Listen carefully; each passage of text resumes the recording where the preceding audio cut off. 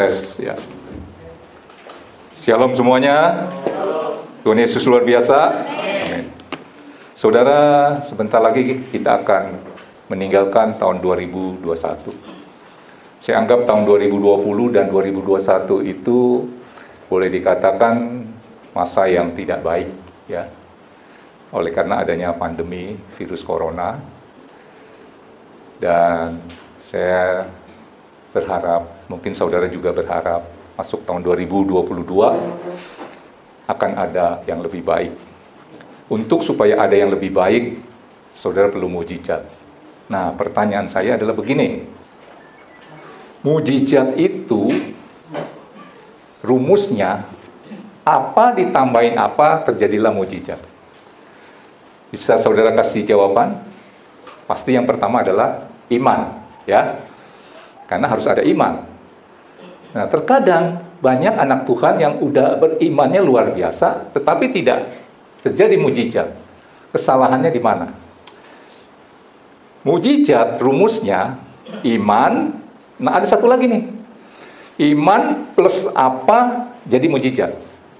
Karena beberapa hari yang lalu saya baca oleh seorang penginjil yang luar biasa, saya lupa namanya, depannya Smith apa gitu ya. Dulunya dia tukang ledeng, akhirnya dia bisa melakukan banyak mujizat, 70 orang yang meninggal sudah dibangkitkan. Dia berkata begini, mujizat itu terdiri dari dua hal. Ada dua hal ini, pasti mujizat terjadi. Jadi saya katakan apa? Kalau yang umum adalah iman, plus menurut saudara dulu deh apa? Menurut Pak Thomas apa, Pak? Tindakan, nggak apa-apa. Bergube, apa? Hah? Perbuatan.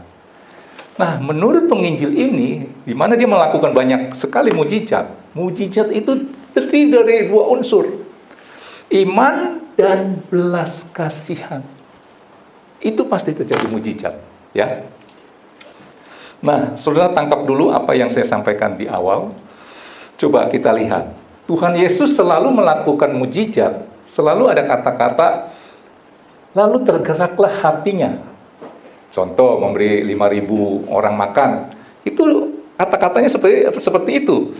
Coba kita baca dulu, Matius 14 ayat 14. Nah, ini sebelum Tuhan Yesus memberi 5.000 orang makan ya. Ya, Matius 14 bisa keluar? Ketika Yesus mendarat, ia melihat orang banyak. Berapa? 5.000 laki-laki doang ya, belum perempuan, anak-anak. Ia melihat orang banyak yang besar jumlahnya, maka, nah ini nih, tergeraklah hatinya oleh belas kasihan kepada mereka, dan ia menyembuhkan mereka yang sakit. Dan akhirnya, kalau saudara baca lanjut, Tuhan Yesus memberi orang banyak itu, kurang lebih 5.000 laki-laki makan.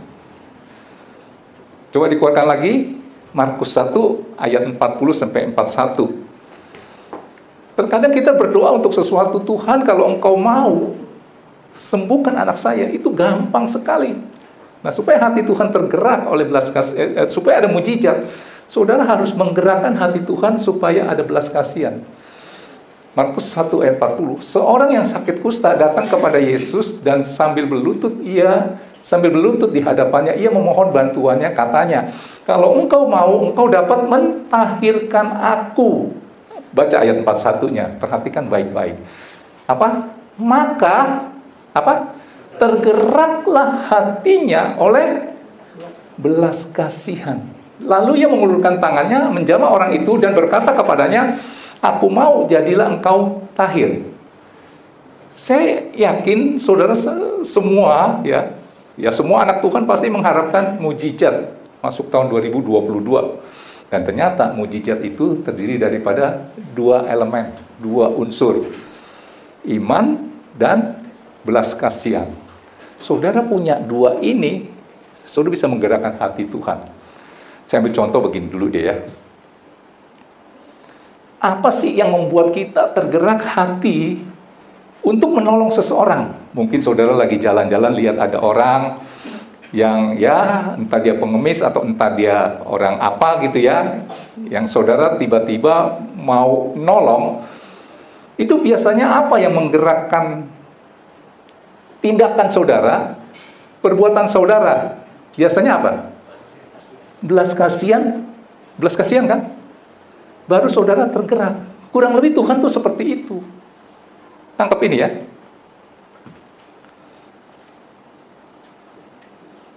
Nah, supaya ada belas kasihan Tuhan, pertama adalah harus ada iman. Apa sih itu iman? Iman percaya apa yang Tuhan katakan, apa yang Tuhan janjikan. Jadi perkataan Tuhan, saudara tangkapnya sebagai janji Tuhan. Walaupun ngomong apapun, ditangkap, saudara jadikan itu sebagai janji Tuhan buat saudara. Kata janji itu pasti ada waktu. Tangkap ini ya. Nah, iman seperti apa yang menimbulkan belas kasihan Tuhan? Saya kasih ilustrasi kesehari-harian. Contoh, misalnya saudara orang yang terhormat, dihargai. Satu hari saudara berkata kepada teman saudara, padahal ngomongnya, berkata-katanya cuman sambil lewat. Bro, minggu depan saya datang ke rumahmu. Cuman asal ngomong. Ditangkaplah oleh temannya ini sebagai keseriusan untuk mau datang. Padahal dia cuma ucap nih ya. Nah, si temannya ini mempersiapkan segala sesuatunya, dibikinin masakan yang enak, hidangan yang luar biasa, bla bla bla bla bla. Untuk apa? Menyambut kedatangan teman ini. Nah, waktu dia menyiapkan ini dan itu, ada teman yang lain. Ngapain kamu begini? Maksudnya melakukan ini dan itu, tumben. Siapin makanan yang luar biasa. Oh, si Anu yang tadi ngomong ya, yang saya katakan seseorang yang terhormat, katanya mau berkunjung. Tangkap nih. Nah, masa sih mau datang kemari? Iya. Nah, tadi yang saya katakan si orang yang terhormat itu cuma asal ucap. Sebenarnya nggak serius, cuma ngomong aja. Ya, mungkin basa-basi. Dikasih tahu nih sama temennya yang tadi tanya nih. Pak, memang Bapak mau datang dan berkunjung ke rumah si itu? Yang mana ya? Itu.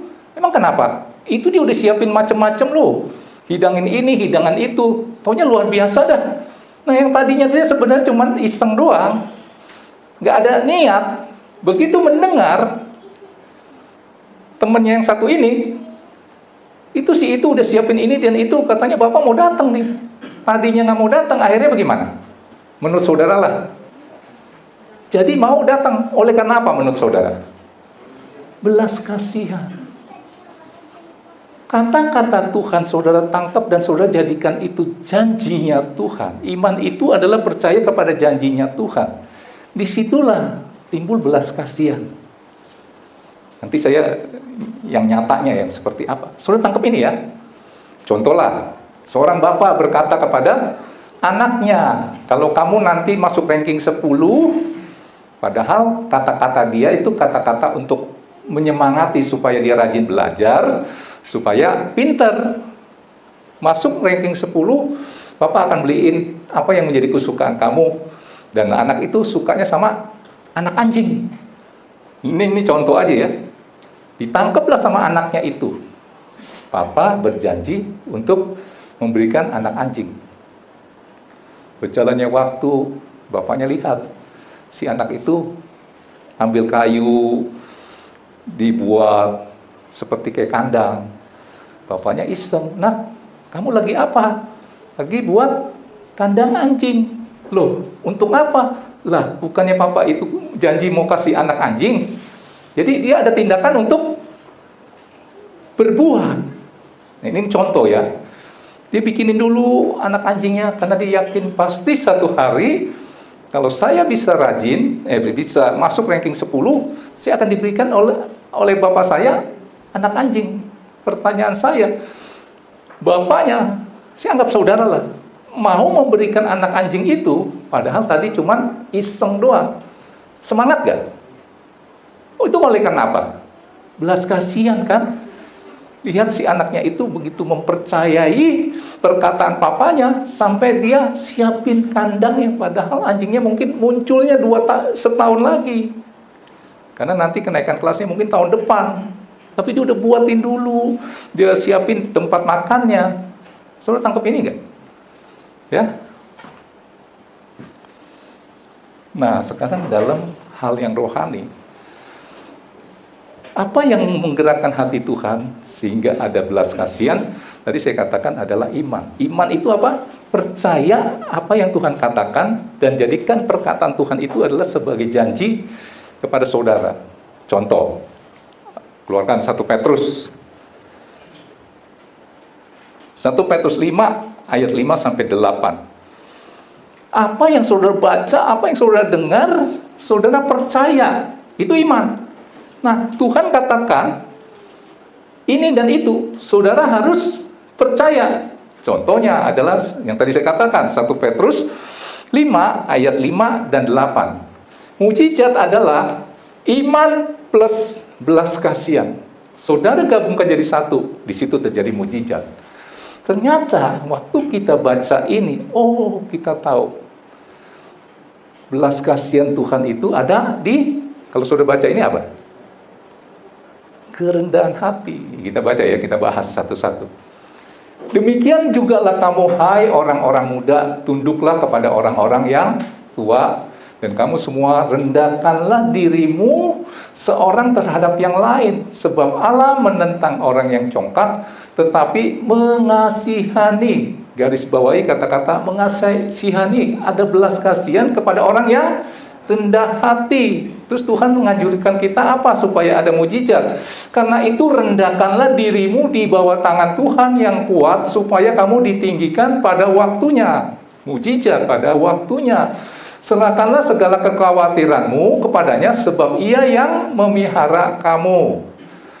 Sadarlah, berjaga-jagalah, lawanmu si iblis berjalan keliling sama seperti singa yang mengaum-ngaum dan mencari orang yang dapat ditelannya. Kita bahas ini ya, satu-satu ya.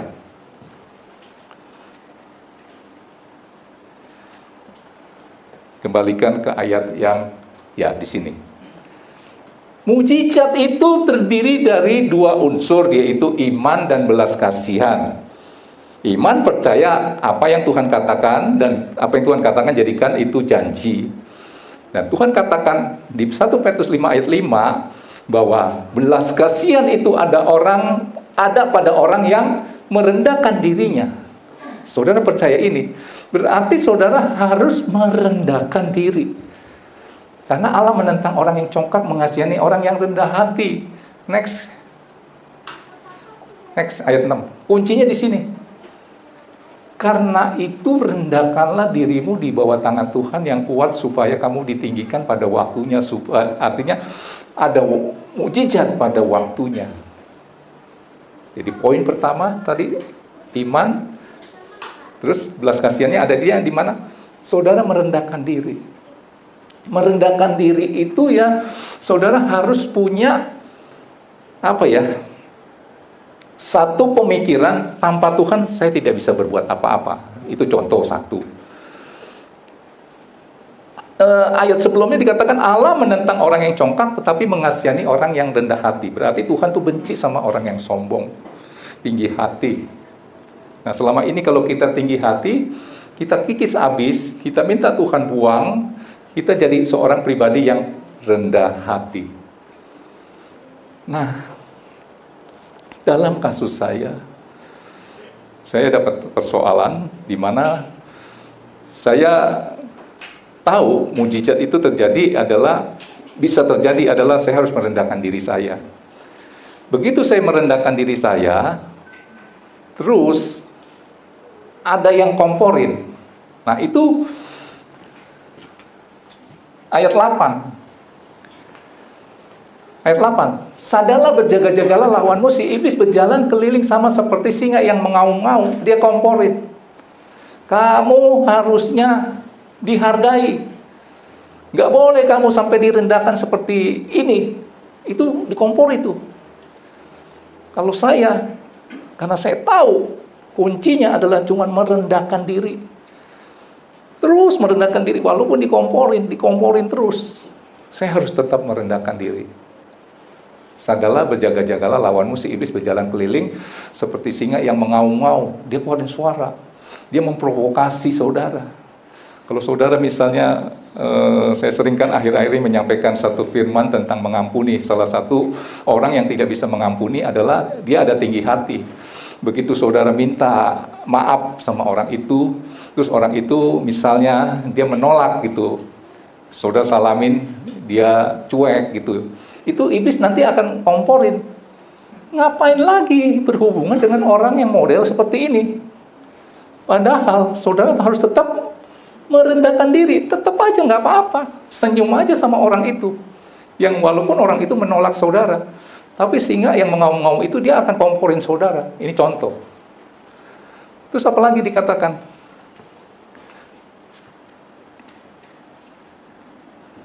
Ayat 7-nya. Serahkanlah kekhawatiranmu kepadanya sebab ia yang memelihara kamu. Salah satu orang yang sombong itu adalah mencoba mengendalikan sesuatu yang dia tidak bisa kendalikan. Saya sering katakan, kenapa orang itu jadi khawatir? Karena mencoba mengendalikan sesuatu yang tidak bisa dikendalikan. Contoh adalah besok hujan. Dia khawatir tentang hujan yang besok. Dia pikir bakal hujan. Mencoba mengendalikan itu, nggak bisa. Mencoba mengendalikan sesuatu yang dia tidak bisa kendalikan atau mengatasi sesuatu yang dia tidak bisa mengatasi, itu orang apa? Sombong. Nggak bisa berserah penuh kepada Tuhan. Saya sering katakan kalau persoalanmu ada 5, jangan saudara coba melakukan yang 5 ini dengan kekuatan sendiri. 5 ini saudara pilih-pilih, yang mana saudara bisa lakukan. Misalnya saudara bisa melakukan hanya 1, saudara lakukan aja ini 1. Yang 4 yang saudara anggap nggak bisa, saudara serahkan sama Tuhan. Makanya firman Tuhan berkata, serahkanlah segala kekhawatiranmu kepadanya, sebab ia yang memelihara kamu. Waktu saudara udah serahkan, biasanya, nah kembalikan lagi ayat 8, ada suara-suara itu. Maka dikatakan, sadarlah, berjaga-jagalah, lawanmu si iblis berjalan keliling sama seperti singa yang mengaum-ngaum, dan mencari orang yang dapat ditelannya. Akhirnya saudara yang tadi udah tenang, mantap, karena saudara serahkan semuanya, oleh karena auman, oleh karena berita, auman itu pasti suara-suara yang menakutkan. Akhirnya saudara nggak mampu lagi. Oleh karena apa? Auman singa. Dia cari orang yang dapat ditelannya. Saudara diprovokasi. Iman sih boleh, doa sih boleh, tapi lu lihat dong kenyataannya. Lu lihat tuh tetangga sebelah lu yang mengalami hal seperti itu. Apa akibatnya? Doa melulu. Emang bisa? Saudara dengar begitu, saudara takut. Ini contoh ya.